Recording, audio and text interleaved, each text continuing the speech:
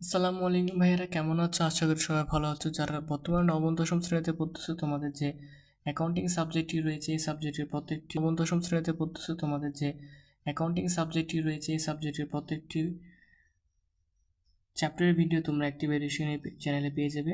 এবং আমি আজকে তোমাদের সামনে আলোচনা করতে যাচ্ছি যে লেনদেন চ্যাপ্টারে 2024 সালে ঢাকা বোর্ড 2024 সালের রফিক ট্রেডার্সের একটা সৃজনশীল। এবং এই সৃজনশীল এই ভিডিওতে তোমাদের সামনে আমি যে এই অধ্যায়ের যে হিসাব সমীকরণটি রয়েছে এই হিসাব সমীকরণ A to Z এই ভিডিওর মাধ্যমে তোমাদের আমি কভার করে দেবো। ঠিক আছে, চলো আর কথা বেশি না পারি, আমরা হিসাব সমীকরণটা কীভাবে নির্ণয় করা যায় সেটা দেখি। ঠিক আছে, তো আমাদের গত ভিডিওতে আমরা বলছিলাম যে এই অধ্যায়ে আমি ক এবং খ এই অধ্যায় এই সৃজনশীল থেকে আমি ক এবং খ নির্ণয় করে দিয়েছি।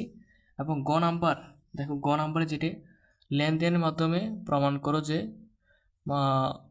যে equal to R plus E নির্ণয় করো, প্রমাণ করতে বলছে। জাস্ট এগুলো নির্ণয় করবো। ঠিক আছে, এবং এখানে যে 6টা এন্ট্রি দেওয়া আছে এই 6টা এন্ট্রিতে 2টা এন্ট্রি হবে লেনদেনে অন্তর্ভুক্ত হবে না, এবং 4টা এন্ট্রি, প্রথমটা 1 তারিখ, 8 তারিখ, 8 তারিখ, 18 তারিখ, 25 তারিখ, এই 4টা এন্ট্রি তোমার লেনদেনে অন্তর্ভুক্ত হবে। সেজন্য এই চারটা এন্ট্রিকে নিয়েই আমরা আমি লিখছি এই 4টা এন্ট্রিকে নিয়ে আমরা হিসাব সমীকরণটা ঘরটা প্রস্তুত করব। ঠিক আছে, তো আমরা প্রথমে প্রস্তুত করার আগে সম্পদ এবং দায় মালিকানা সত্ত্ব কোনগুলো সেগুলো জানতে হবে। ঠিক আছে, এখন দেখা যাচ্ছে সম্পদ, নগদ এটা সম্পদ, মূলধন এটা মালিকানা সত্ত্ব। ঠিক আছে, ক্রয় এটা ব্যয়, সেটা মূলধনে যাবে। পাওনাদার সেটা একটা এক্সট্রা কলাম হবে। মণিহারি এটা ব্যয়, সেটা মূলধনে যাবে।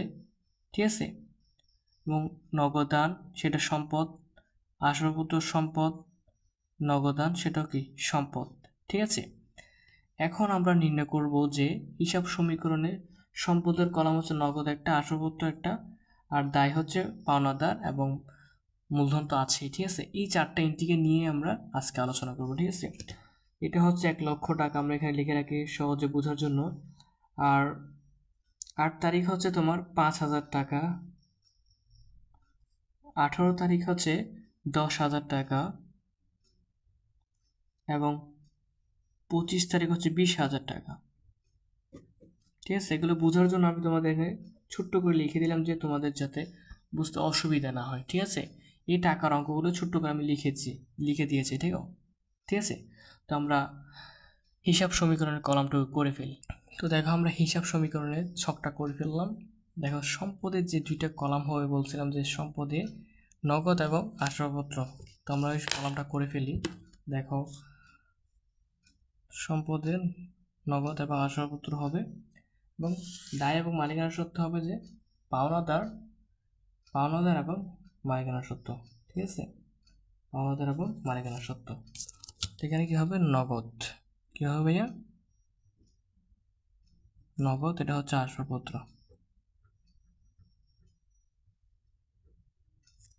এটা হচ্ছে পাওনাদার আর মূলধন। কি হবে ভাইয়া? মূলধন। ঠিক আছে, তো প্রথম এন্ট্রি বলা হয়েছে, প্রথম এন্ট্রি হচ্ছে নগদান হিসাব ডেবিট, মূলধন হিসাব ক্রেডিট। ঠিক আছে, যেটা আমরা তোমাকে আগে দেখেছিলাম। দেখো, সেটা হচ্ছে 2022 সালে জুন 1 তারিখ। ঠিক আছে, নগদান হিসাব ডেবিট, মূলধন হিসাব ক্রেডিট। তো আমি এখানে লিখে রাখছি। দেখো, এই বর্ডারে সবসময় মাথা রাখবা, এই যেখানে একটা ইকুয়াল নামে একটা বর্ডার আছে, এই বর্ডারের এই পাশে যদি বসে ডেবিটটা প্লাসে হবে, ক্রেডিটটা মাইনাসে হবে। এই বর্ডারের এই পাশে যদি বসে সেটাতে কি হবে? Debit minus credit plus.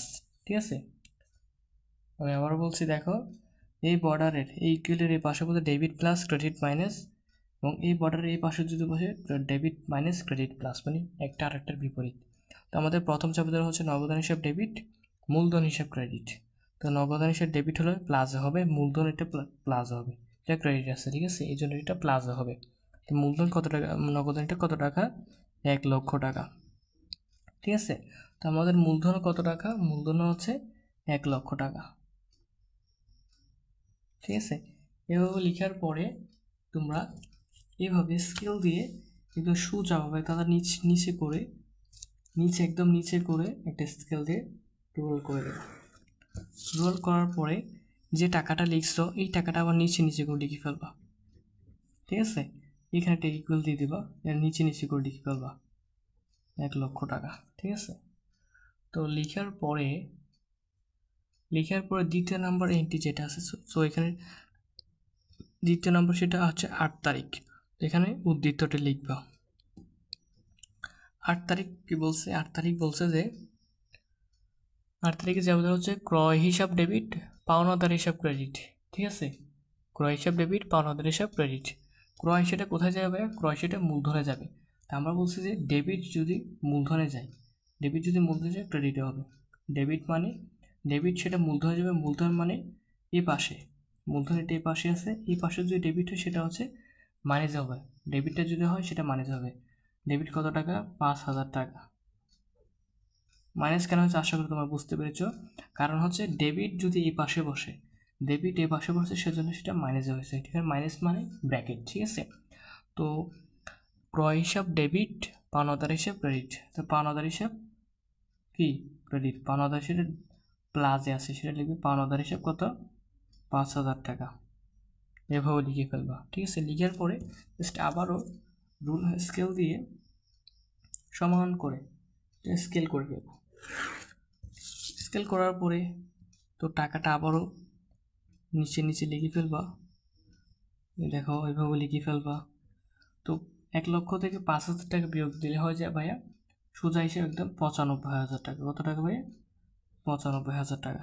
ঠিক আছে, এরপর আমাদের যে এন্ট্রিটা আছে সেটা হচ্ছে তোমাদের 18 তারিখ। ঠিক আছে, তা 18 তারিখে কি হবে? 18 তারিখে যাওয়াটা হচ্ছে মণিহারি হিসাব ডেবিট, নগদান হিসাব ক্রেডিট। ভাই মণিহারি কোথায় যাবে? কোথায় যাবে? মণিহারি সেটা মূলধনে যাবে। মণিহারি হিসাব ডেবিট। ঠিক আছে, মণিহারি হিসাব ডেবিট, মণিহারিটা মূলধনে আসবে, সেজন্য এই পাশে যদি বসে ডেবিটটা মাইনাস হবে। ঠিক আছে, মণিহারি হিসাব কত টাকা পায়? 10,000 টাকা। মণিহারি হিসাব ডেবিট, তারপর লিখবা মণিহারি হিসাব ডেবিট, নগদান হিসাব ক্রেডিট। নগদান হিসাব মণিহারি সেটা ডেবিটে আছে মাইনাসে। ঠিক আছে, নগদান হিসাব ক্রেডিট, এই ক্রেডিটটাও এটাও কী হবে ভাই? সেটাও মাইনাস হবে, কারণ সেটা ক্রেডিটে আছে সেজন্য সেটা মাইনাস হবে। এই মাইনাসে লিখার পরে ঠিক আছে একদম এভাবে স্কেল করে দিবা। স্কেল করার পরে আমি আবারও 1,00,000 থেকে 10,000 টাকা বিয়োগ দিয়ে কত টাকা ভাইয়া? 1,00,000 থেকে 10,000 টাকা বিয়োগ দিয়ে দেখা যাচ্ছে তোমার 90,000 টাকা। কত টাকা ভাইয়া? 90,000 টাকা। এবং এখানে ইকুয়াল দিয়ে দিবা। এই 5,000 টাকাটা আবারও নিচে নামাই দিবা। 95 থেকে 10,000 টাকা বিয়োগ দিলে কত? 85,000 টাকা। কত ভাইয়া? 85। অনেকের প্রশ্ন করে ভাইয়া অঙ্কটা মুখস্থ করে ফেলছেন নাকি, এভাবে কীভাবে বলতেছেন? ভাইয়া না, একদম ইজি হিসাবগুলো দেখো। 1,00,000 থেকে 10,000 বিয়োগ দিলে 90,000 টাকা। 95 থেকে 10,000 বিয়োগ দিলে 85,000 টাকা। তুমি যেহেতু অ্যাকাউন্টিং সাবজেক্ট নিয়ে পড়ালেখা করতেছো, এই শর্টকাট ব্যাপারগুলো একটু তোমাকে জেনে রাখা উচিত। ঠিক আছে, তো এভাবে লেখার পরে তোমাদের লাস্ট আরেকটা এন্ট্রি আছে, সেটা হচ্ছে 25 তারিখ। সেটা ভাইয়া কত তারিখ? 25 তারিখ। এই 25 তারিখ এন্ট্রিটা কি বলা হয়েছে? সেটা বলছে আসবাবপত্র হিসাব ডেবিট, নগদান হিসাব ক্রেডিট। আসবাবপত্র ভাইয়া কত টাকা? আসবাবপত্র 20,000 টাকা। আসবাবপত্র হিসাব ডেবিট যেটা প্লাসে আছে সেজন্য সেটা প্লাসে রাখছি আমি। আসবাবপত্র হিসাব ডেবিট, নগদান হিসাব ক্রেডিট। তো নগদান হিসাব ক্রেডিট সেটা মাইনাস আছে, নগদটা মাইনাসে দিয়ে দিও 20,000 টাকা। একদম ইজি না ভাই? একদম ইজি, এখানে কঠিন বলতে কোনো শব্দ নয়, একদম সহজ। ঠিক আছে, সহজ করার জন্য তোমাদের সামনে হাজির হয়েছে এই অ্যাক্টিভ এডুকেশন চ্যানেলটি। একদম এই চ্যানেলে তুমি একদম সহজ যে ব্যাপারগুলো আছে, এই কঠিন যে ব্যাপারগুলো তোমার লাগে, এই কঠিন ব্যাপারগুলো সহজ করার জন্য চলে এসেছে। হ্যাঁ, এখন হচ্ছে 90,000 থেকে 20,000 টাকা বিয়োগ দিলে 70,000 টাকা। কী হয়? 70,000 টাকা। ঠিক আছে, 90 থেকে 20,000 টাকা বিয়োগ দিলে 70,000 টাকা। ঠিক আছে, 70,000 টাকা লিখে পড়ে তো এখানে 20,000 টাকা আবার নিচে নামাই লিখবা আগের মতন। এখানে 5,000 টাকা আবার লিখবা। এখন দেখো 85,000 টাকাটা আবারও নিচে লিখবা, লিখার পরে এগুলো ক্লোজ করে দেবা। এইভাবে দেখো, এভাবে ক্লোজ করে দেবা, এভাবে ক্লোজ করে দেবা। এভাবে ক্লোজ করার পরে আবার এইভাবে একটা টান দিবা, এভাবে একটা স্কেল দিয়ে টান দিবা। টান দেওয়ার পরে এবার নিচে আরেকটা করবা, এভাবে আরেকটা করবা। করার পর তোমরা কি করবা, কি এখানে এভাবে দেওয়ার পরে ইকুয়াল দিয়ে দেবা। ঠিক আছে, ঠিক আছে। এভাবে করার পর এখন তুমি এখন কীভাবে বুঝবা যে এই সমীকরণটা হয়েছে আদৌ কি, আমি যে এত কষ্ট করে এই সমীকরণটা করলাম, এই সমীকরণটা কি হয়েছে আদৌ কি হয় নাই। যখন তোমার এই পাশ এবং এই পাশ এই ইকুয়ালের এই পাশে এবং এই পাশেটাকে যখন সমান হবে তখন বুঝবা যে তোমার অঙ্কটা হয়েছে। ঠিক আছে, এখন ক্যালকুলেশন করে দেখো, 70,000 টাকা যোগ 20,000 টাকা, 90,000 টাকা। কত ভাইয়া? 90,000 টাকা। এখানে লিখবা 90,000 টাকা, লিখে ক্লোজ করে দেবা। এদিকে দেখো 85,000 টাকা আর 5,000 টাকা,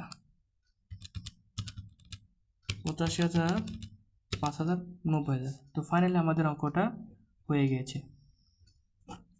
তো এইভাবে তুমি এই হিসাব সমীকরণগুলো করবা। ঠিক আছে, তো দেখো অঙ্কটা আবার একটু দেখে নাও।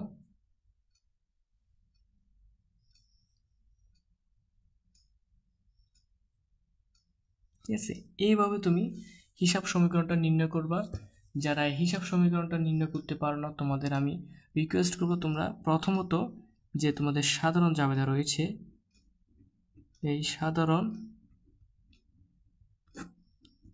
জাবেদা তুমি যখন এই সাধারণ জাবেদা যখন তুমি অ্যাকুরেটলিভাবে করতে পারবা তখন তোমার কাছে আর কিছুই লাগবে না। ঠিক আছে, এই হিসাব সমীকরণটা করার জন্য তোমাকে প্রথমত সাধারণ জাবেদাটা অ্যাকুরেট হতে হবে। ঠিক আছে, যখন তোমার এই সাধারণ জাবেদাটা একদম স্পষ্ট মানে ভালো হবে, অ্যাকুরেট হবে, তখন তুমি হিসাব সমীকরণটা করবা, তখন তোমার হিসাব সমীকরণটা সঠিক হবে। তো আমি তোমাকে আবারও বলছি যে হিসাব সমীকরণের দুইটা পাশ রয়েছে। ঠিক আছে, সাপোজ মনে করো এটা হচ্ছে ডেবিট, আমি আবার বলছি দেখো, এই পাশে এটা হচ্ছে ইকুয়াল, এটা কি, এটা হচ্ছে ইকুয়াল, ইকুয়ালের এই পাশে আর ইকুয়ালের এই পাশে, ইকুয়ালের এই পাশে যদি ডেবিটে কোনো কিছু বসে, ডেবিট এটা প্লাসে বসবে আর ক্রেডিট এটা মাইনাসে বসবে। ঠিক আছে, আর এই ইকুয়ালের এই পাশে মানে ডান পাশে যদি বসে, সে ডেবিট এটা মাইনাসে বসবে আর ক্রেডিট এটা প্লাসে বসবে, একটা আরেকটার বিপরীত। তুমি এই জিনিস জাস্ট এই জিনিসটা মাথায় রাখবা, এই জিনিসটা মাথায় রাখবা, একদম কাভার হয়ে যাবে। ঠিক আছে, এখানে যাই থাকুক সম্পদ, এই সাইডে সম্পদ হবে, এখানে দায় এবং মালিকানা সত্ত্ব হবে। এখানে সম্পদের যেই শ্রেণীতে বসুক না কেন, যদি ডেবিটও হয় সেটা প্লাসে আর ক্রেডিটও হলে মাইনাসে, আর এখানে দায় বা মালিকানা সত্ত্বে যেটাই বসুক না কেন, ডেবিট হলে মাইনাসে, ক্রেডিট হলে প্লাসে। এই দুইটা, এই একটা এবং এই একটা, এই দুইটা জিনিস তুমি যদি ভালো করে মেনটেন করে চলতে পারো, তোমার হিসাব সমীকরণে ভাই আমি 100% গ্যারান্টি দিয়ে বলতে পারো তোমাদের কোনো ধরনের সমস্যা হবে না। আমি তোমাদের যে নিয়মে হিসাব সমীকরণটা করাই দেখালাম, জাস্ট এই নিয়মে হিসাব সমীকরণটা করবা।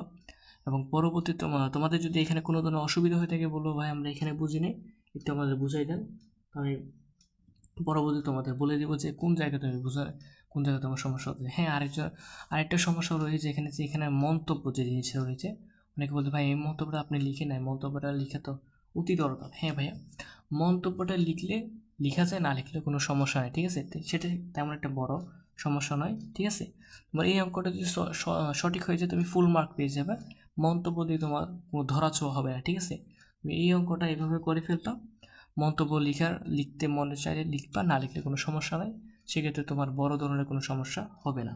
ঠিক আছে, তো ভিডিওটা কেমন লাগবে কমেন্টে বলবা, এবং আমাদের এই চ্যানেলটি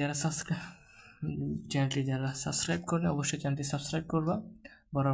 বরাবরের মতো যাই বলি, ভালো থেকো, সুস্থ থাকো, অ্যাক্টিভ এডুকেশন চ্যানেলের সাথে জুড়ে থাকো। আল্লাহ হাফিজ।